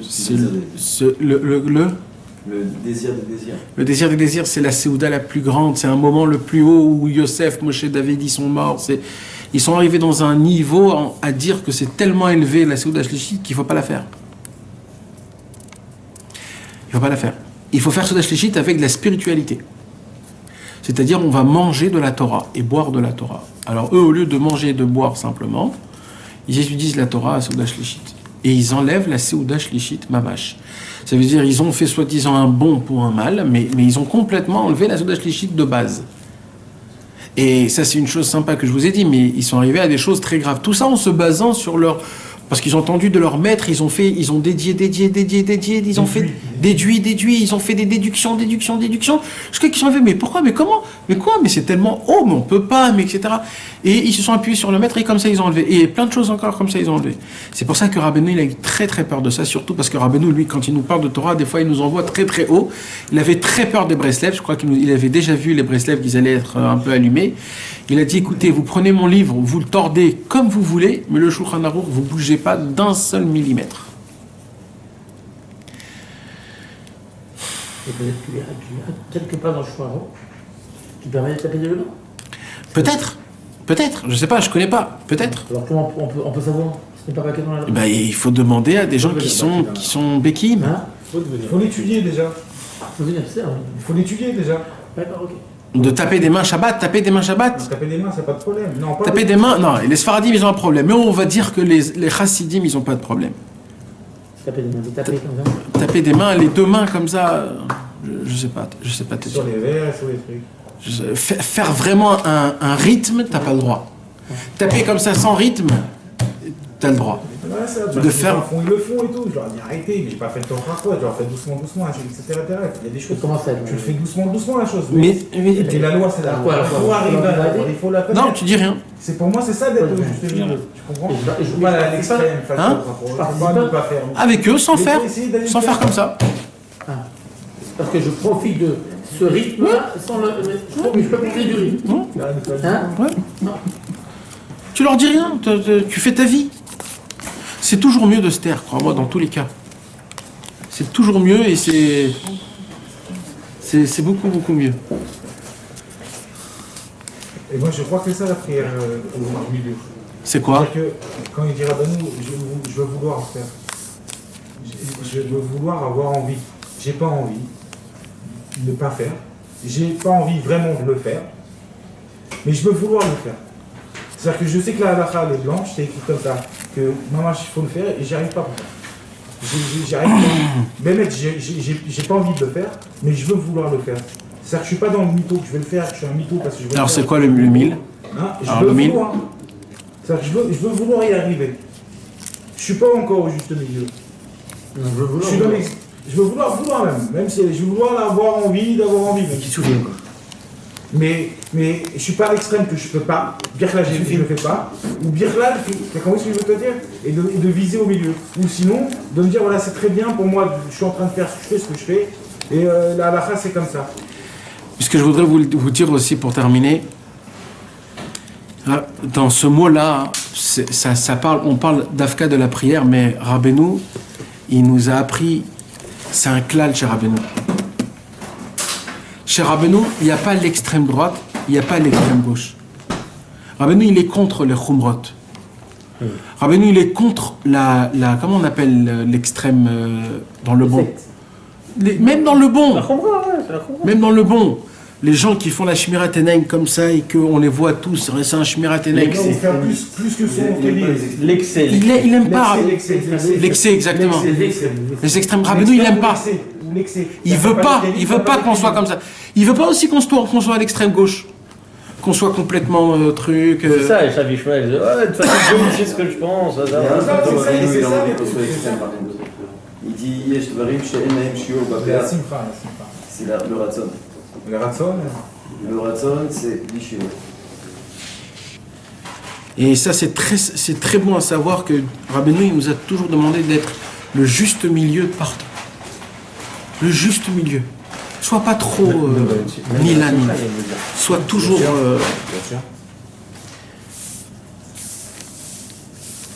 Et ça, c'est un grand inyan, mes amis. Quand vous allez dans votre vie, vous allez voir que des fois on est ou alors trop à droite ou alors trop à gauche. Et ce que Rabbeinu, vous allez voir dans tous ses conseils, Vous allez voir, vous savez, le Likutei Etzot, il mentionne, il y a plus de 10 000 conseils dans le Likutei Etzot. 10 000 conseils. 10 000 conseils. Dans ces 10 000 conseils, vous allez voir que Rabbeinu, son travail, lui, c'est en fait te rééquilibrer, de te mettre dans le droit chemin. Ou alors tu es trop à gauche, ou alors tu es trop à droite. C'est de la folie.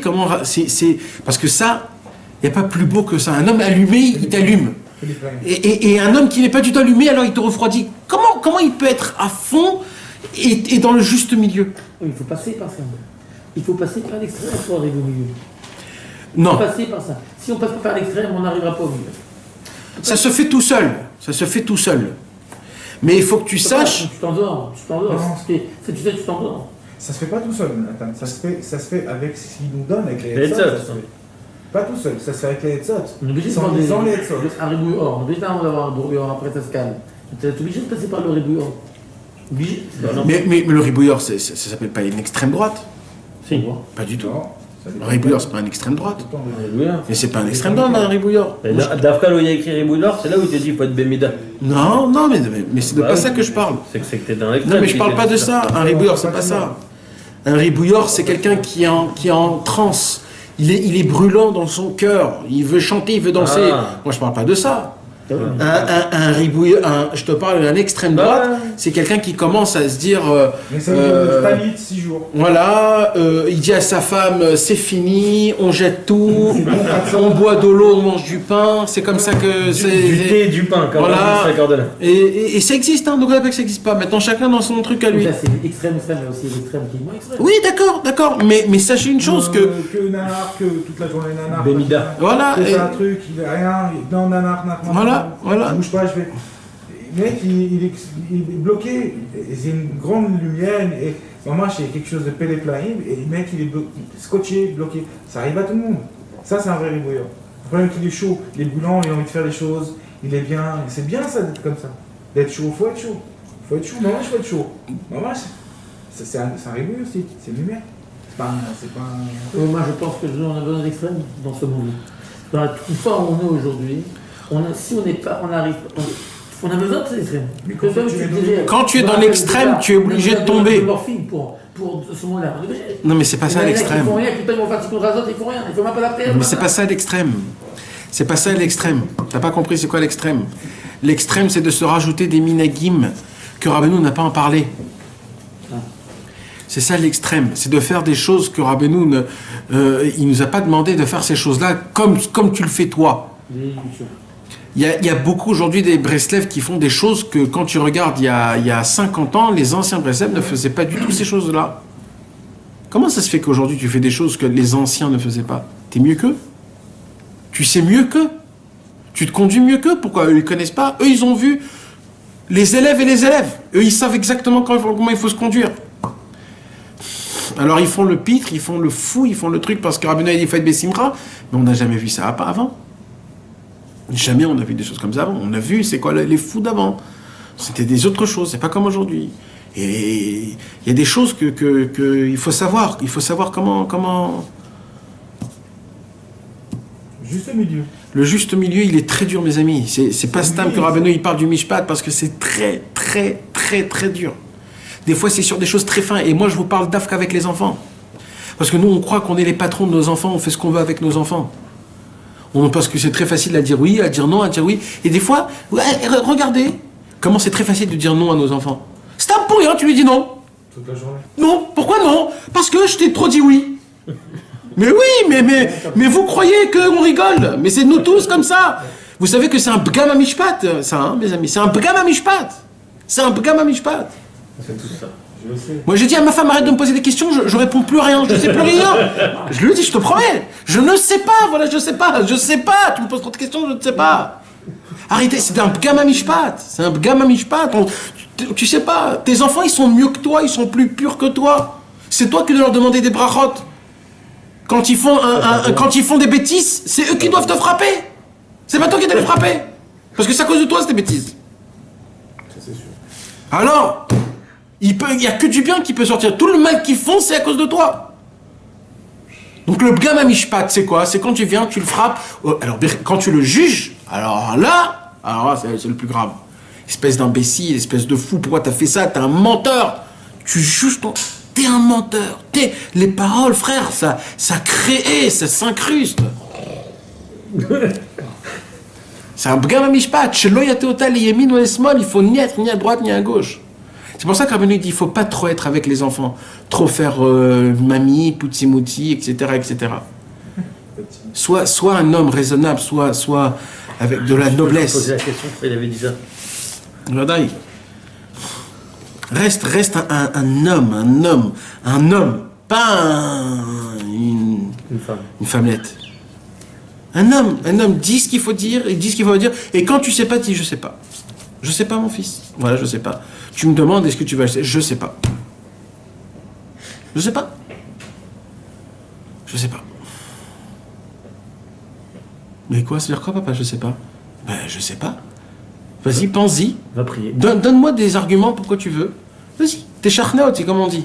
Argumente. Argumente. Convainc-moi. Convainc-moi, je veux savoir. C'est quoi? Stam, tu veux? Pourquoi? Pour Stam. C'est ça, l'union. Il faut qu'il y ait une vraie raison sur tout. Le Bgam Mishpat, c'est pas que dans des achats, de trucs, de travail. C'est pour ça. Tov, mes amis, j'espère qu'on a assez dit des bonnes choses et j'espère qu'on parlera beaucoup de Mishpat le cours prochain. Avec Simcha. Non, mais parce que Bémet est très important. C'est un des Ikarim, le Mishpat, et on n'a pas parlé du Mishpat. Hein? C'est vachement compliqué. Mais j'ai préparé à la maison plein d'histoires de l'Agmara, comment les tzadikim, ils ont fait le Mishpat. Et par rapport à ça, on comprend un petit peu le Mishpat. Et ce qui est très beau, c'est que deux de ces tzadikim-là, il y a des autres histoires dans l'Agmara qui te rapportent sur leur Shmirat Abrit à eux. Et tu vois que leur Mishpat à eux est encore plus haut que les autres Mishpat des autres tzadikim. C'est très fort. Tu vois que celui qui a la Shmirat Abrit et qui prie, il a un Mishpat qui est beaucoup plus fort. Il y a le Mishpat simple. Tu as fait blanc, tu reçois blanc. Tu as fait noir, tu reçois noir. M'en fous de toi, je m'en fous de... Tachles, comment... Et il y a le mec qui comprend toute l'histoire d'en haut, comment ça fonctionne. Bon, mais ça, ce sont des Bezrat Hashem pour le cours prochain. Que Dieu nous aide, Bezrat Hashem. Oh,